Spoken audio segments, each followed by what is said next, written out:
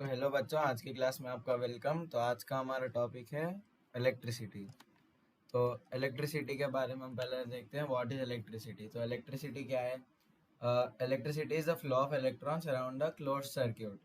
और electricity was discovered by William Gilbert. तो मतलब इलेक्ट्रिसिटी का मतलब ये देखो, ये डायग्राम है। ये डायग्राम में फ्लो ऑफ इलेक्ट्रिसिटी दिख रहा है। देखो इलेक्ट्रॉन्स और जो भी, देखो इधर इलेक्ट्रॉन्स ऐसे जा रहे हैं, मूव हो रहे हैं, और उसको इलेक्ट्रिसिटी कहते हैं। और इलेक्ट्रिक चार्ज क्या है? इलेक्ट्रिक चार्ज और इलेक्ट्रिसिटी दोनों अलग होता है। तो इलेक्ट्रिक चार्ज क्या है? When a glass rod is rubbed with a silicon cloth it acquires the ability to attract small particles of paper. या फिर आप कोई अपनी प्लास्टिक की स्केल लेके भी अपने हेयर पे रब करेंगे, फिर छोटे से पेपर पीसेस पे अट्रैक्ट हो पाएंगे। क्यों? इससे चार्ज बनती है। क्योंकि रगड़ने से, फ्रिक्शन की वजह से वो जो भी मटेरियल होगा जिसको आपने रब किया है, उसको चार्ज लग जाएगी। तो चार्ज का एसआई यूनिट क्या है? कूलम। और कूलम इज रिप्रेजेंटेड बाय सी। तो नेक्स्ट हम देखते हैं टाइप्स ऑफ चार्ज। तो चार्ज होते हैं दो टाइप के। एक है पॉजिटिव चार्ज और एक है नेगेटिव चार्ज। तो अपना पॉजिटिव चार्ज क्या होता है? This are made up of subatomic particle proton. जो भी प्रोटॉन होता है उन्हें, उनका चार्ज क्या होता है? पॉजिटिव चार्ज होता है। और नेगेटिव चार्ज क्या होगा? Made of electrons. इलेक्ट्रॉन्स का क्या होता है? नेगेटिव चार्ज होता है। और अब नेक्स्ट हम देखते हैं एसआई यूनिट ऑफ चार्ज। तो एसआई यूनिट ऑफ चार्ज क्या है? वही सेम अभी जो हमने पढ़ा था, कूलम। और electric charge possess negative charge. देखो वैल्यू, देखो चार्ज की वैल्यू, ये 1.6 भी ले सकते हैं। यूजुअली अपन लोग 1.6 लेते हैं। 1.6 इंटू 10⁻⁻19 कूलम्स, ये होती है नेगेटिव चार्ज। और SI unit of 1 coulomb is equivalent to the charge of, ये देखो, एक इलेक्ट्रॉन की चार्ज होती है इतनी, ठीक है? 6.25 × 10⁻⁻18, ये याद रखो। और दो टाइप के मटेरियल्स होते हैं, कंडक्टर होता है, एक इंसुलेटर होता है, और एक होता है सेमीकंडक्टर, लेकिन सिलेबस में नहीं है। तो पहले हम देखते हैं कंडक्टर क्या है। The substances have the property to conduct electricity through them. तो हम ना इलेक्ट्रिसिटी का चैप्टर है, तो अपन इस पे इलेक्ट्रिसिटी पे फोकस करेंगे। और इंसुलेटर क्या है? जो सब्सटेंस की प्रॉपर्टी होती है कि obstruct the flow of electricity, माने इलेक्ट्रिसिटी को नहीं बेयर करता है। और वही कंडक्टर में क्या होता है? दी लाइक, क्यों इलेक्ट्रिसिटी कंडक्ट करते हैं? क्योंकि उनके पास होते हैं फ्री इलेक्ट्रॉन्स, उसके लिए इलेक्ट्रिसिटी कंडक्ट करते हैं। बल्कि इंसुलेटर के पास जो भी है, फ्री इलेक्ट्रॉन्स नहीं होते हैं, उसके लिए वो इंसुलेटर नहीं लिख। देखो एग्जांपल, देखो कॉपर, ये देखो, ये है कॉपर का एक है वायर। अंदर कॉपर वायर को आप अगर सर्किट में करंट करके ऑन करोगे तो आपको शॉक लगेगा। उसके लिए वायर्स पे ये जो रबर इंसुलेशन चढ़ाते हैं, ताकि किसी को शॉक ना लग सके, ताकि चार्ज फ्लो ना हो, शॉक ना लगे, रबर इंसुलेशन लगता है। और क्या होता है? Electric potential. तो इलेक्ट्रिक पोटेंशियल क्या है?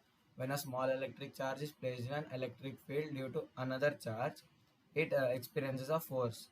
तो ठीक है, और वो फोर्स को अपन को चार्ज पार्टिकल को खींच के लाने को क्या करना पड़ेगा? अपने को वर्क करना पड़ेगा। तो क्योंकि उसके फोर्स के अगेंस्ट हमको खींचना है, तो इसके लिए हमें वर्क करना पड़ेगा। So the electric potential is defined as a work done in moving a unit positive charge from infinity to it to that point. इसको कहते हैं हम इलेक्ट्रिक पोटेंशियल। ये होगी उसकी डेफिनेशन, इसको याद करो। और इलेक्ट्रिक चार्ज को डिनोट करते हैं हम वी से। चार्ज है पोटेंशियल, पोटेंशियल डिफरेंस। तो देखो पोटेंशियल डिफरेंस क्या है? The concept of electrical potential is close linked to that of the electric field. A small charge particle within the electric field experience the force, ठीक है? और and to have brought that charge to the point against the force required a work. देखो जो भी हमने कहा था, वो चार्ज पॉजिटिव पार्टिकल को उसकी फील्ड से हटा के फोर्स के अगेंस्ट खींच के लाने के लिए हमें वर्क करना पड़ेगा। तो और वही यूनिट चार्ज लाने को जो वर्क होता है, एक इन्फाइनाइट डिस्टेंस से कोई पास वाले पॉइंट में लाना पड़ेगा फील्ड के अंदर। तो इसको हम कैसे मेजर करते हैं? वोल्ट्स में मेजर करते हैं। और 1 वोल्ट क्या पोटेंशियल डिफरेंस का 1 जॉल होगा। तो must be experience in bringing 1 coulomb of charge from infinity. माने 1 वोल्ट लगता है कोई भी पोटेंशियल को 1 जॉल ऑफ वर्क करके चार्ज, 1 यूनिट चार्ज को लाना इन्फिनिटी से। देखो पोटेंशियल डिफरेंस जो भी हमने कहा था अभी वी से डिनोट होता है, ये फॉर्मूला इंपॉर्टेंट है, आगे डेरिवेशन वगैरह में काम आएगा। Potential difference equals to work done by quantity of charge move, क्यों मतलब क्वांटिटी ऑफ चार्ज, और इसमें W क्या है वर्क डन है, Q क्या है क्वांटिटी ऑफ चार्ज मूव, और V अपना है पोटेंशियल डिफरेंस। और SI end of potential difference is volt, volt को भी V से ही डिनोट करते हैं। और 1 वोल्ट इक्वल टू सेम देखो, चाहे 1 volt equal to 1 joule by 1 coulomb. और अपना नेक्स्ट क्या है इलेक्ट्रिकल करंट। तो करंट क्या होता है, the movement of electric charge is known as electric current, the movement of charge is called current, सीधी बात। और करंट को किससे डिनोट करते हैं हम, लेटर आई से डिनोट करते हैं। और करंट के यूनिट्स क्या होते हैं, एम्पियर होते हैं, उसको हम ए से डिनोट करते हैं, कभी कैपिटल ए, हाँ एम्पियर माने कैपिटल ए। और current can consist of moving charged particles, most common these electrons, but any charge in motion consists of current। तो 1 एम्पियर देखो इधर SI यूनिट ऑफ करंट क्या होता है ampere, ampere equal to 1 coulomb by time, बोल तो charge by time. इसको अपन words latest में देखो Q/T, I equal to Q/T। और हमेशा ये याद रखना, अब इलेक्ट्रॉन फ्लो जो भी होगा उसके ऑपोजिट साइड करंट फ्लो होता है, ठीक है, ये हमेशा याद रखो। तो वोल्ट मीटर क्या है, देखो ये जो भी इमेज है ये है वोल्ट मीटर। वोल्ट मीटर क्या है, एक इलेक्ट्रिकल डिवाइस है, वो जो भी यूज़ करते हैं अपन पोटेंशियल, इलेक्ट्रिकल पोटेंशियल को मेजर करने के लिए। और वोल्ट मीटर को हमेशा होता है हाई रेसिस्टेंस, और वो करंट को नहीं लेता, नेग्लिजिबल ही लेता है करंट को, 0.001 ऐसा कुछ लेगा। वही एमीटर क्या है, सेम एमीटर भी है देखो फोटो में, एमीटर भी एक इलेक्ट्रिकल डिवाइस है, पर ये यूज़ होता है करंट मेजर करने को। और एमीटर का हमेशा होता है लो रेसिस्टेंस, ताकि करंट पूरा जा सके उसमें से। और देखो एक सर्क्यूट डायग्राम, ये बहुत इंपॉर्टेंट चीज़ है। सर्क्यूट डायग्राम माने ये देखो नीचे जैसे एक डायग्राम है, एक diagram consisting of all the electrical components. अब ये देखो ये है बैटरी अपनी, इसको कहते हैं बैटरी, और ये है बल्ब, इलेक्ट्रिकल बल्ब, और ये स्विच। अभी फिलहाल को ये ओपन सर्क्यूट है, ओपन सर्क्यूट में करंट फ्लो नहीं होगा, इलेक्ट्रॉन्स फ्लो नहीं होंगे। देखो करंट फ्लो देखे ऐसा है करंट फ्लो, लेकिन वो इलेक्ट्रॉन फ्लो क्या है, उल्टे ऑपोजिट डायरेक्शन में सीधा। तो सर्क्यूट डायग्राम ड्रॉ करने के लिए हमें ये सब सिंबल्स याद करने में, देखो ये है एक इलेक्ट्रिक सेल, ये है एक बैटरी या फिर कॉम्बिनेशन ऑफ सेल, और ये क्या है प्लग की है, मोस्टली अपन ये प्लग की, एक ये स्विच है, स्विच समझ सकते हैं, ओपन स्विच है, क्लोज स्विच है, इसको यूज़ नहीं करते। ये वायर जॉइंट इंपॉर्टेंट है, वायर क्रॉसिंग को अपन मोस्टली यूज़ नहीं करते। ये बल्ब का हमेशा अपन सर्किट में ये ड्रॉ करते हैं, क्योंकि ये इजी है, ये बल्ब को ड्रॉ करना। और ये होगा रेसिस्टेंस, रेसिस्टेंस को ड्रॉ करना। ये वेरिएबल माने कभी भी ये चेंज होते रहता है, इसको ये होगा, ये भी मोस्टली अपन ड्रॉ नहीं करते हैं। ये इंपॉर्टेंट है, देखो एम मीटर ये होगा, वोल्ट मीटर का ये है, बस सर्किल ड्रॉ करके अंदर ए रखे तो एम मीटर, और फिर अंदर वी रहेगा तो वोल्ट मीटर। ये सिंबल एक बार देख लो। तो चलो अपन नेक्स्ट देखते हैं।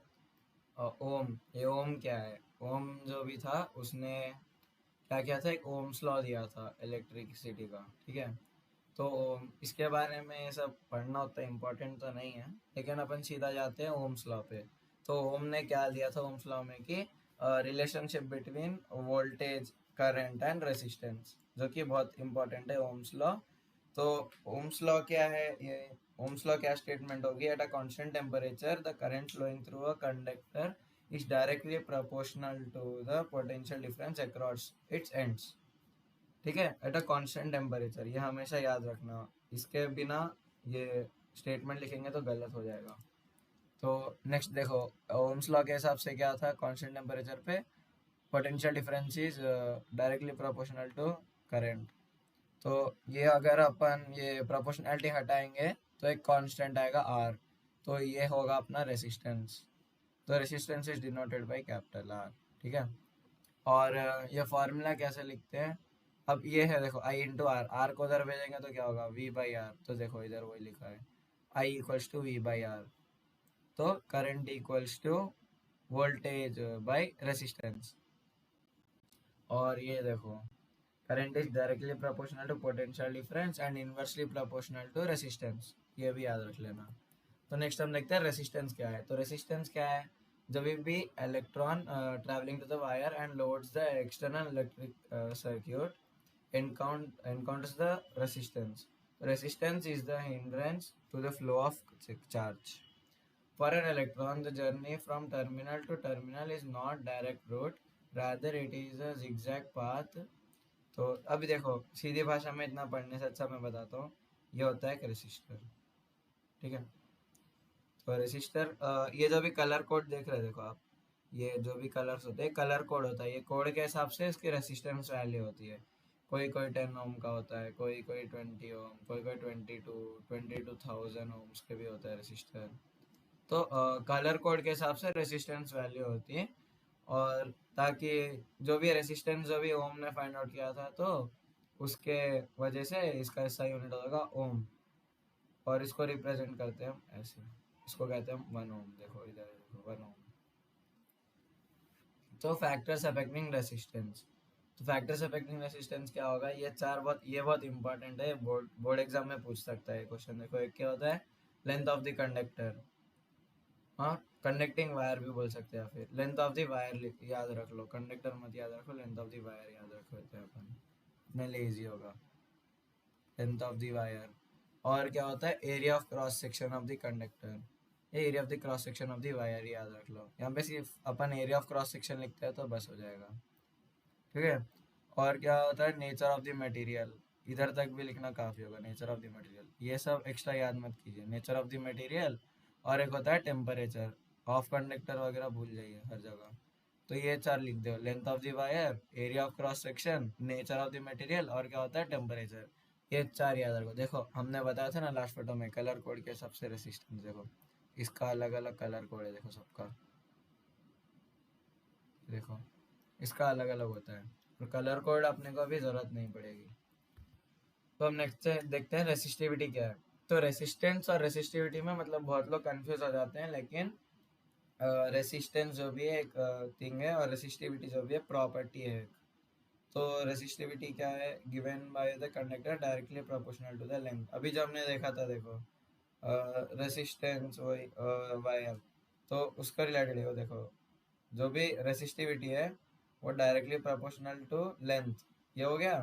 पर inversely proportional to area of cross section, तो इंटू 1/a लिख सकते हैं इसको। तो अब ये प्रोपोर्शनलिटी सिंबल हटाएंगे तो हमें क्या बनेगा, ये रो, रो ने कांस्टेंट है, रो L/A लिखते हैं हम इसको, तो इसको रो कहते हैं। ठीक है, इधर लिखता हूँ रुको, इसको हम कहते हैं रो। ठीक है, अब ये फार्मूले में कभी कभी एरिया ऑफ क्रॉस सेक्शन नहीं देके कभी कभी देता है अपने को डायमीटर, तो जब क्या लिखना पड़ेगा, क्योंकि वो एक सर्कुलर ये होता है, तो उसको हम लिख सकते हैं πr², तो रेडियस हो जाएगा ये। तो ये दोनों फार्मूले लगते हैं, अगर directly area of cross section दिया तो अपन ये फार्मूला लगा सकते हैं, अगर नहीं दिया तो पाई की वैल्यू 22/7, अगर मेंशन किया गया तो 3.14 लेके रेडियस स्क्वायर डाल दो, आंसर आ जाएगा आराम से। तो अभी हम देखते हैं, देखो रो क्या है, देखो वही जो अभी तक हमने पढ़ाया था। तो इसका एसआई यूनिट क्या होगा, रो ओम मीटर होगा, देखो ओम ये मीटर। तो कैसे होगा, क्योंकि लेंथ का जो भी है मीटर, देखो मीटर स्क्वायर इधर लिखा है, देखो रो, देखो एरिया, हाँ रेसिस्टेंस का होता है ओम, इसका ओम, एरिया का होता है मीटर स्क्वायर, तो ये ओम हो गया, ये मीटर स्क्वायर हो गया, बाई लेंथ का होता है मीटर, मीटर स्क्वायर और मीटर कैंसिल, तो बचा कितना अपना ओम मीटर। तो ओम मीटर क्या है, एसआई यूनिट, खत्म। तो अब देखो ये थोड़े मटेरियल की रेसिस्टिविटी दी गई है, अपनी टेक्स्ट बुक का ही है, एट 20 डिग्री सेल्सियस। देखो कांस्टेंट टेम्परेचर याद था ना, तो ये सब पे 20 डिग्री सी है।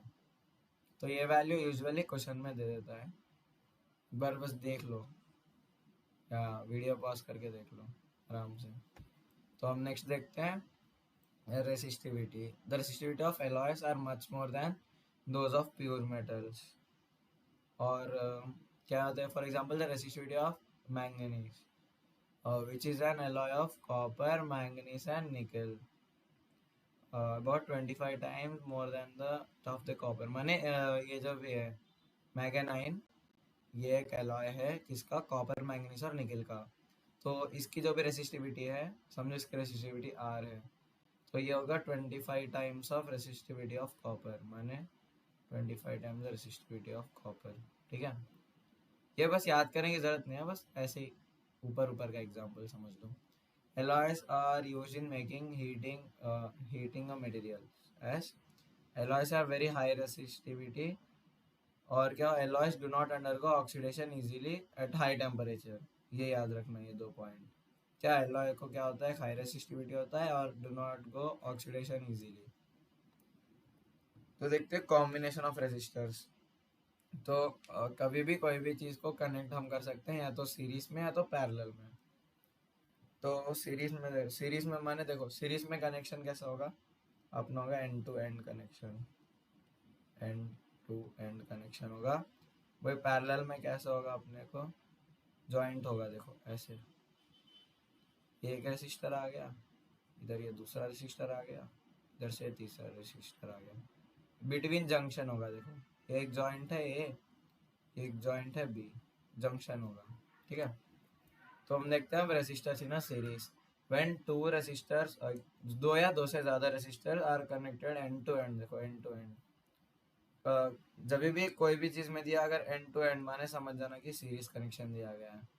तो according to the law of combination of resistors in series the resistor comment. देखो ये सब लॉ, ये लॉ इंपॉर्टेंट नहीं है, सीधा कोई भी समझो कोई 2 ओम का रेसिस्टर है, कोई होगा 3 ओम का रेसिस्टर, एक हो गया 6 ओम का रेसिस्टर।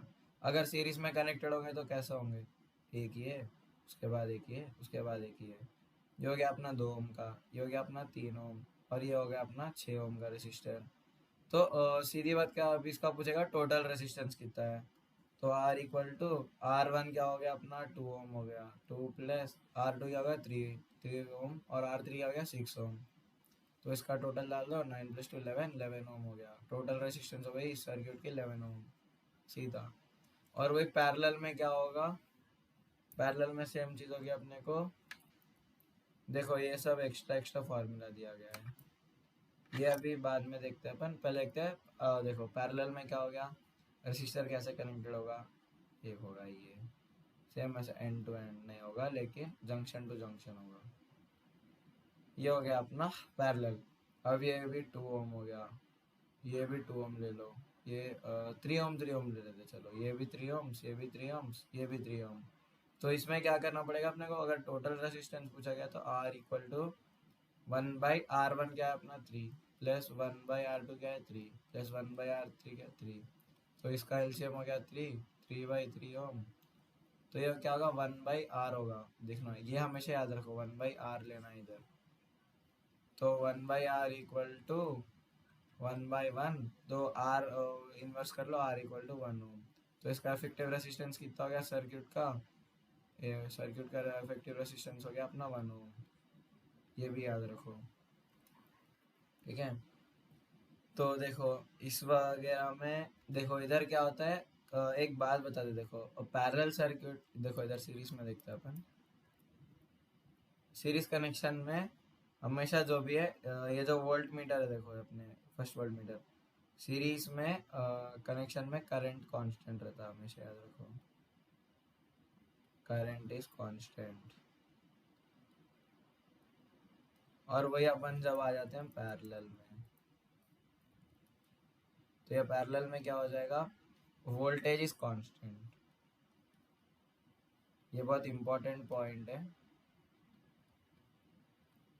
याद रखो, क्योंकि अभी भी डिफरेंस बिटवीन अपना वो पूछ लिया, या डिफरेंस बिटवीन सीरीज कनेक्शन या पैरेलल कनेक्शन पूछ लिया, तो ये लिख सकते हैं कि सीरीज में होता है अपना करंट कांस्टेंट होता है, और इसमें वोल्टेज कांस्टेंट होता है।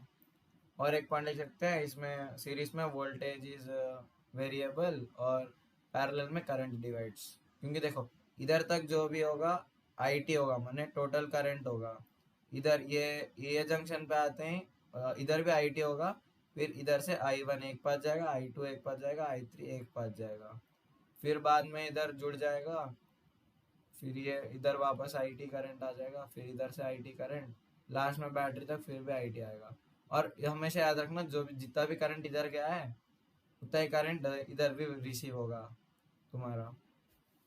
तो ये वो क्या माने, total current in the circuit is equal, माने यहाँ पे स्टार्ट हुआ समझो 6 एम्प का करंट, तो इधर डिवाइड होगा 2 एम, इधर हो गया 2 एम समझो, इधर हो गया 2 एम, फिर वापस इधर जुड़ेगा 2 एम 2 एम 2 एम, हो गया 6 एम, फिर इधर आते आते भी 6 एम ही रहेगा करंट। क्यों? ये होगा किरचॉफ्स करंट लॉ होता है एक, किरचॉफ का वोल्टेज लॉ भी वही होता है कि कोई भी सर्किट में करंट और वोल्टेज की वैल्यू सेम होगी पूरे इलेक्ट्रिकल एंड होने के बाद, मैंने बैटरी के स्टार्ट में और एंड में।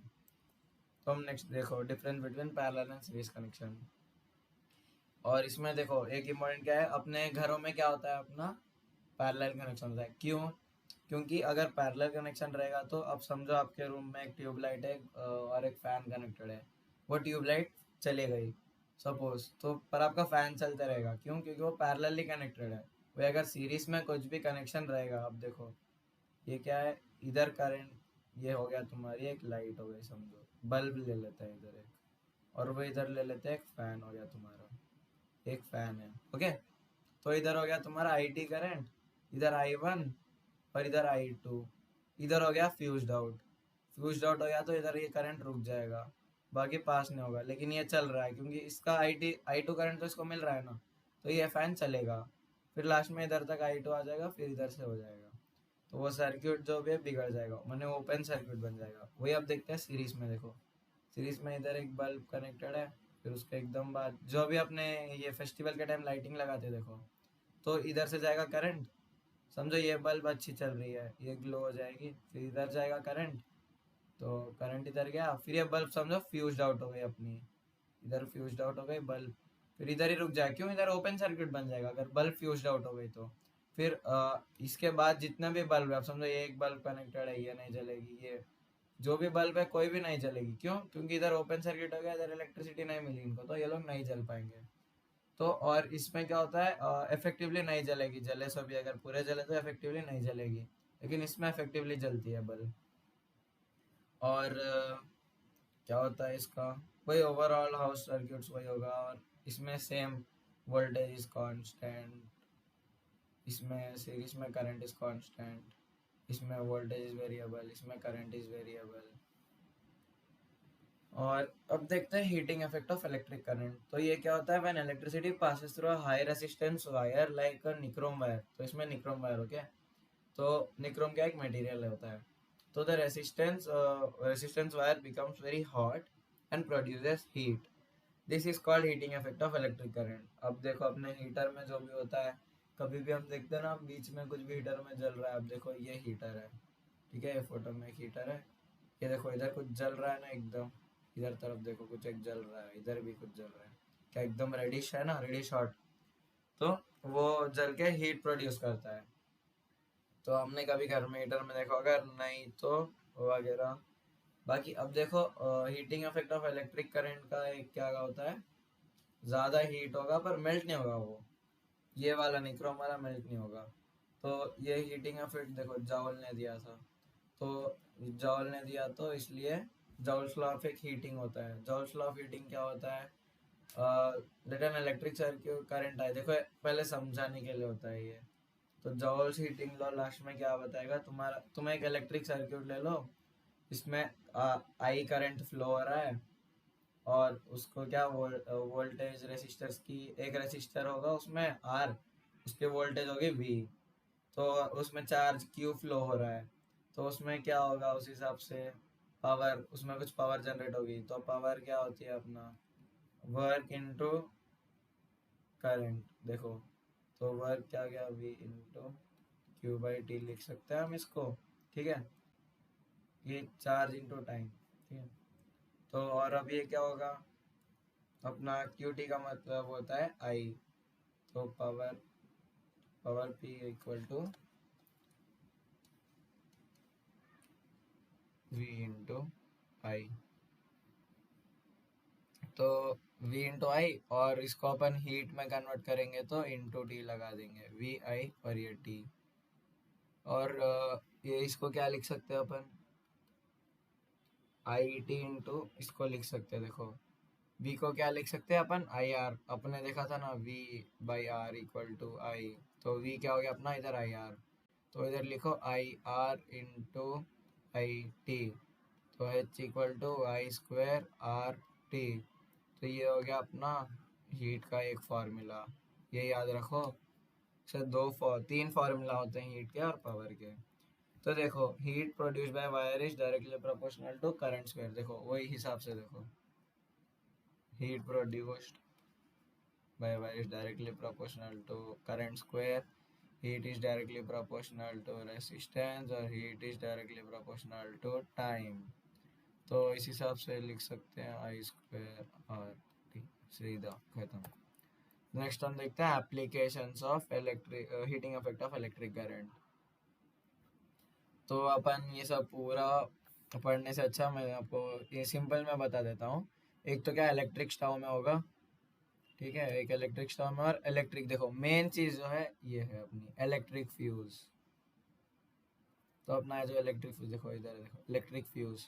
इलेक्ट्रिक फ्यूज क्या होता है, अपने डोमेस्टिक होम सर्किट में एमसीबी पहले जो भी कनेक्ट हो जाता है लाइव वायर को, क्योंकि लाइव वायर करंट कैरी करता है अपने लिए, तो उसके बाद कनेक्टेड होगा फ्यूज। क्यों, अगर कभी समझो अपने को रिक्वायर हो गया 10 एम्प का करंट, अपने को कितना रिक्वायर्ड है 10 एम्प का करंट रिक्वायर्ड है, लेकिन गलती से फ्लो हो रहा है 13 एम्प का करंट, तो ये जो भी 3 एम्प एक्स्ट्रा है अपने को तो 3 एम्प ही लगेगा, लेकिन उसके वजह से इलेक्ट्रिकल अप्लायंसेस जल जाते हैं, कभी कभी शॉर्ट सर्क्यूटिंग का चांस बढ़ जाता है। तो फ्यूज एक होता है ऐसे डिवाइस, ऐसा सिलेंडर शेप में एक डिवाइस होता है, उसके अंदर एक वायर होता है, फ्यूज वायर कहते हैं उसको, एक सीधा सा एक वायर होता है बस पतला सा, तो वो भी वायर से same heating effect of electric current के प्रिंसिपल पे काम करता। तो उसमें क्या होता है, इधर से वायर करंट जा रहा, अगर एक्स्ट्रा करंट गया तो ये वायर मेल्ट हो जाएगा, और ये वायर मेल्ट हो गया तो फिर सर्किट ऐसे बन जाएगा ओपन सर्किट अपना, ओपन सर्किट में क्या फिर करंट पास नहीं होगा अपने को, तो इससे शॉर्ट सर्किटिंग बचती है। तो हम नेक्स्ट हम देखते हैं इलेक्ट्रिकल एनर्जी क्या होता है। तो जैसे वही जॉल्स लॉ का फार्मूला होगा कि H equals to I square R T, उस हिसाब से क्या gives a rate of which electricity is dissipated or consumed in an electrical circuit. This is termed as electrical power, ठीक है, इलेक्ट्रिकल पावर हो गया ये। पावर क्या होगा, आई स्क्वायर आर होगा, या फिर वी स्क्वायर बाई टी लिख सकते हैं इसको, ठीक है। पावर हो गया, पावर का अपने को फार्मूला क्या मिला था इसके पहले, पी आई मिला था ना, याद है। तो पावर इक्वल टू, इसकी जगह क्या लिख सकते हैं हम, आई आर इंटू आई, तो power equal to I square R. तो देखो एक सिंपल ट्रिक बताता हूँ पावर और हीट के याद रखने को। हीट में क्या होगा, देखो H equal to I square R T हो गया, ठीक है। तो इसमें से टी हटा दो, आ जाएगा पावर का फार्मूला आई स्क्वायर आर। और इसमें और एक हीट का दूसरा फार्मूला अभी मैं बताता हूँ, देखो V square by R into T, ये हो गया एक V square T by R. तो वही अपन पावर का भी एक दूसरा फार्मूला, क्या इसमें से सेम चीज़ करो, क्या करो, टी हटा दो, वी स्क्वायर बाई आर, ये यूज़ करो अपने को सीरीज में। क्यों ये सीरीज में क्यों यूज़ करने को कह रहे हैं, क्योंकि इसमें ना सीरीज में करंट कांस्टेंट होता है, तो ये अपने को फार्मूला इजीली लग जाएगा। और वही है पैरेलल में क्यों यूज़ करना पड़ेगा अपने को, क्योंकि पैरेलल में जो भी होगा वोल्टेज कांस्टेंट होती है, इसके लिए यही लिखो। और वगैरह देखो, ये देखो कमर्शियल यूनिट ऑफ, मतलब जो भी अपने घर वगैरह का बिल जो भी आता है उस पर कभी देखो कमर्शियल यूनिट होगा kilowatt hour, kilowatt hour होता है अपना कमर्शियल यूनिट। देखो पावर का यूनिट हो गया वाट, तो 1000 वाट मतलब 1 किलो वाट लिख सकते हैं हम, उसको इंटू टाइम करने को लगा दो। तो अपन जो भी देखो इलेक्ट्रिकल एनर्जी, एनर्जी का क्या यूनिट होगा, ऐसा यूनिट जॉल होगा, ठीक है। जॉल, जॉल माने, तो अब इसको जॉल्स में कन्वर्ट करना पड़ेगा, तो 1 kilowatt hour equal to 1000 watt हो गया ये, इंटू सेकेंड्स करो 3600, कितना आएगा तुम्हें 3.6 इंटू 10 पावर 6 हो गया। तो ये देखो 1 kilowatt hour equal to 3.6 into 10 power 6 joule, ये याद रखो, इम्पोर्टेंट कन्वर्जन है, भूलना मत। देखो इधर एक प्रॉब्लम है, क्या, a wire of length 3 metre. तो चलो पहले हमने बताया था ना क्या लिखना पड़ेगा, हमें गिवन लिखना पड़ता है। तो पहले हम लिख लेंगे गिवन, क्या हो गया, लेंथ ऑफ द वायर माने लेंथ इक्वल टू 3 मीटर।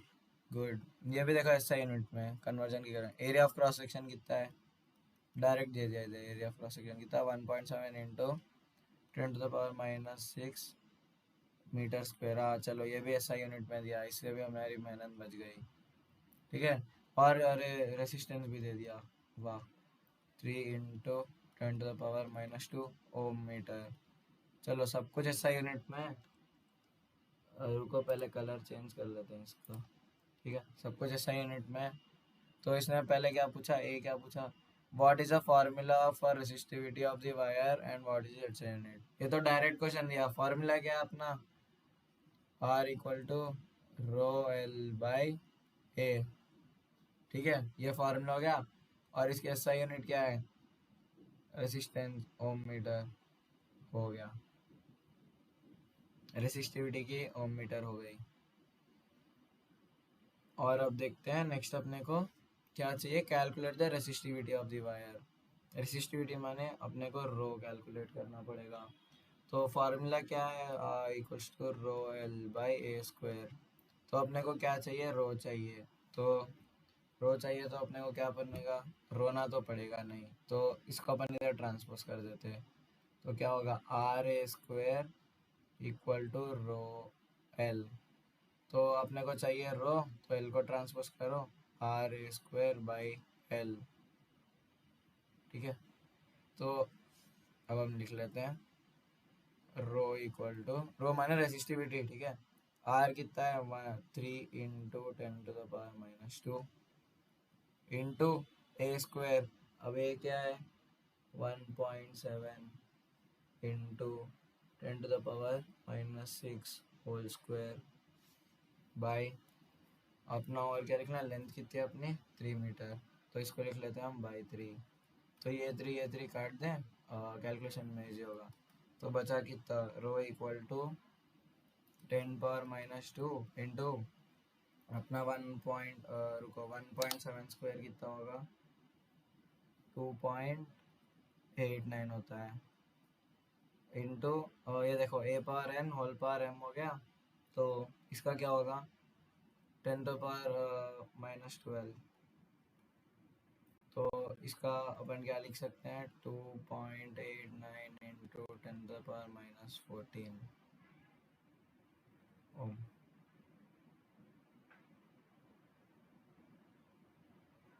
ठीक है, ओम मीटर, सॉरी मीटर लगाना भूल गए। तो इसके जो भी मटेरियल है उसकी रेसिस्टिविटी क्या है, ये है उसकी रेसिस्टिविटी। इतना ही सीधा सवाल सॉल्व। चले नेक्स्ट क्वेश्चन को चलते हैं, चलो। तो नेक्स्ट क्वेश्चन क्या है, we have 4 resistors A B C D of O. तो चलो इधर भी लिख लेते अपन रेसिस्टिविटी इसकी। कहाँ लिखते हैं, गिवन। तो अपना पहला सीधा गिवन लिखना, आर वन क्या है, तो आर वन माने ए। ठीक है, इधर लिख लेता हूँ आप लोग के लिए। आर वन माने ए कितना 4 ओम। आर टू माने क्या बी, ये कितना हो गया अपना 8 ओम। और आर थ्री क्या है, सी है अपना R3। और R4 क्या है अपना D। तो R3 कितना है 12 ओम, R4 कितना है 24 ओम। तो ठीक है, ये हो गया अपना गिवन, इतना ही था। ओके, तो इसमें फर्स्ट क्वेश्चन देखते हैं। तो फर्स्ट क्वेश्चन क्या है, lowest resistance which can be obtained by combining these 4 resistor. तो लोएस्ट रेसिस्टेंस जो भी होगी पैरेलल में होगी। ठीक है, तो माने अपने को एक होगा पैरेलल में ड्रॉ करना। तो कभी आप लोग कंफ्यूज हो गए कि लोएस्ट हाईएस्ट किस में, क्या करो पता है, इसे कॉलम बना लो, ऐसे लाइन बना दो, इधर छोड़ दो ऊपर के डब्बे। तो इसमें क्या करना अपने को, सीरीज में कनेक्ट कर लेना, इन सीरीज। तो R equal to R1 plus R2 plus R3 plus R4।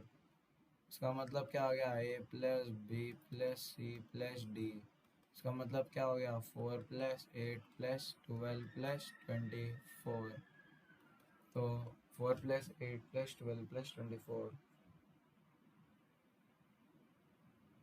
48 ओम। इसका हो गया 48 ओम टोटल रेसिस्टेंस। तो ये था अपना सीरीज का, ठीक है, इधर लिख लो सीरीज, और इधर का बना दो पैरेलल।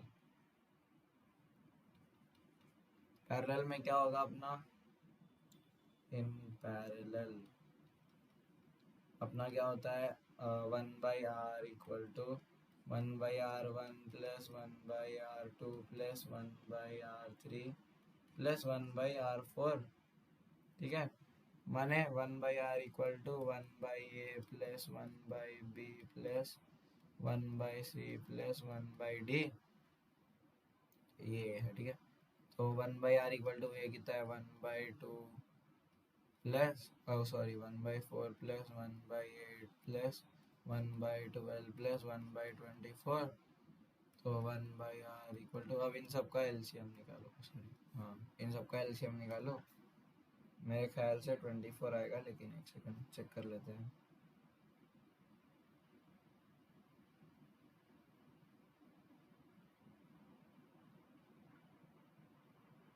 हाँ, इसका एलसीएम हो गया अपना 24। तो 4 इंटू कितना करोगे तो 24 आएगा, 4 6 जा 24। तो इधर लिखो 6 प्लस 8, 8 में कितना आएगा 24, 8 3 जा 24, इधर लिखो 3 प्लस, फिर 12 2 जा 24, 2 प्लस 1, ओके। तो 1/r इक्वल टू कितना, 6 प्लस 3 9 10 12, कितना 12/24, 12 1 जा 12 2 जा। तो इसको इन्वर्स करने से अपने क्या आएगा, r इक्वल टू 2 ओम। तो इसके सीधे सवाल का जवाब क्या लिख दो इधर, पैरेलल में होगी इधर लोएस्ट रेसिस्टेंस, ठीक है। तो ये फर्स्ट वाले का आंसर हो गया अपना, ये हो गया अपना सेकंड वाले का आंसर, क्या कि पैरेलल में होगी लोएस्ट। कंक्लूजन में लिख दो, देयरफॉर पैरेलल में आ गई लोएस्ट रेसिस्टेंस, देयरफॉर सीरीज में हो गया highest resistance when the four resistors are connected. सीधा बात, ओके डन। चलो नेक्स्ट पे जाते हैं।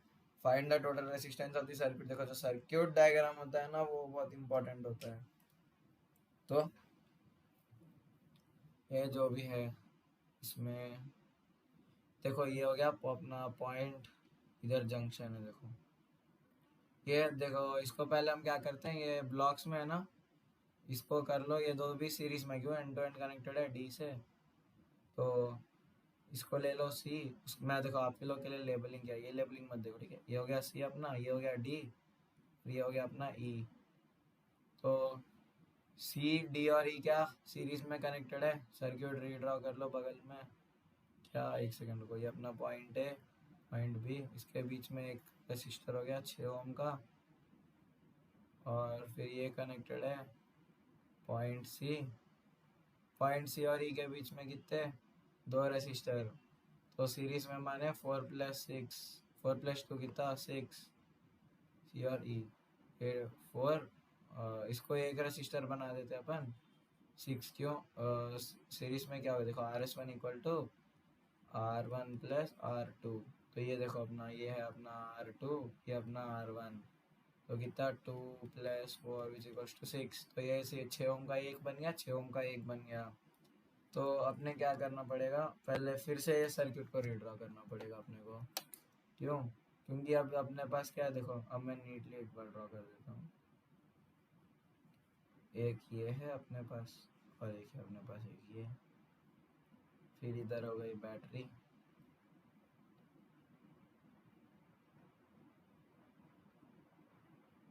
बैटरी कितने वोल्ट की है, 3 वोल्ट की है, ठीक है। तो अपने का नेक्स्ट क्या है अपना काम, इसको 6 ओम है एक, ये 6 ओम है, कैसा पैरेलल कनेक्टेड है, एंड टू एंड तो नहीं है ना, देखो इधर एक जंक्शन है, इधर एक जंक्शन, माने एंड टू एंड नहीं है, तो पैरेलल है। तो पैरेलल माने देखो, ये हो गया अपना R3, ये हो गया अपना RS1, दोनों मिला के। तो पैरेलल में माने 1/RP इक्वल टू 1/RS1, जो कि अपना 6 ओम का है, प्लस 1/R3। तो अपना 1/RS1 कितना आया, 1/6 प्लस 1/6 डालो, तो एलसीएम होगा 2 और 6 होगा, 2/6। तो 2 1 जा 2 3 जा, ठीक है। तो अपना आर हो गया कितना, 3 ओम। आर पी है अपना 3 ओम, माने टोटल रेसिस्टर, टोटल में सर्किट में कितना कनेक्टेड है, 3 ओम का रेसिस्टर। तो अपना सर्किट है कुछ ऐसे, 3 ओम का एक रेसिस्टेंस का रेसिस्टर है, तो ये क्लोज सर्किट है ना, ठीक है। तो ये अपना 3 ओम का रेसिस्टर, 3 वोल्ट की बैटरी। तो अब फॉर्मूला याद करो, I equal to V by R. तो अपना V कितना है, 3 वोल्ट, देखो इधर दिया, देखो V is equal to 3 volt. और अपने रेसिस्टेंस क्या ढूंढी थी, 3 ओम, 3/3 1। तो अपना I क्या हो गया, 1 एम्पियर। तो total current in the circuit कितना है, 1 एम्पियर। खत्म, इजी क्वेश्चन था। ओके, तो हम देखो और एक क्वेश्चन सॉल्व करते हैं। तो कभी भी अब इसमें क्या दिया गया है, 6 वोल्ट की बैटरी, ओके, ये याद रख लो, 6 वोल्ट की बैटरी, कितना वोल्टेज कितना, 6 वोल्ट है अपना। और देखो पॉइंट इधर हमेशा, अबे कोने में मत लो, पॉइंट एक इधर ले लो, देखो पॉइंट है, इसको भूल जाओ। फिर इधर ले लो भाई पॉइंट बी, इसको भूल जाओ, ठीक है। तो अब पॉइंट ए के बी के बीच में कितने रेसिस्टर कनेक्टेड है, 3 रेसिस्टर। 3 रेसिस्टर कैसे कनेक्टेड है, पैरेलल में। तो अपना तो सीधा डायरेक्ट सवाल बन गया, इसको अपने को करना एक रेसिस्टर में। तो ये हो गया अपना स्विच, ये हो गया अपनी बैटरी 6 वोल्ट की। तो अब ये हो गया अपना R1, ये हो गया अपना R2, ये हो गया अपना R3। तो पैरेलल में तो 1/RP, टोटल इफेक्टिव रेसिस्टेंस बना देते हैं। तो 1/20 प्लस 1/20, मैं डायरेक्ट लिख रहा हूँ, ठीक है। ओ सॉरी, 1/20 प्लस 1/10 प्लस 1/5। तो 1/RP में इसका एलसीएम कितना होगा, देखो सेफ्टी के लिए हमेशा एलसीएम साइड में कर लेना चाहिए, ये नहीं कि एलसीएम 20 आएगा करके। 5 1 जा, ये 2 जा, ये 4 जा, 2 2 जा, 1 जा 1 जा, 2 1 जा 1 जा 1 जा, कितना 5 टू द 10, 10 टू द 20। तो ये हो गया 20, तो 1 प्लस 2 प्लस 4, तो ये कितना हो गया अपना 7। तो RP इक्वल टू 7/20।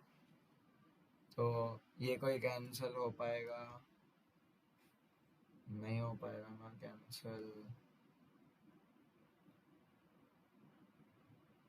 तो या तो अपन एक काम कर सकते हैं, फिर इसको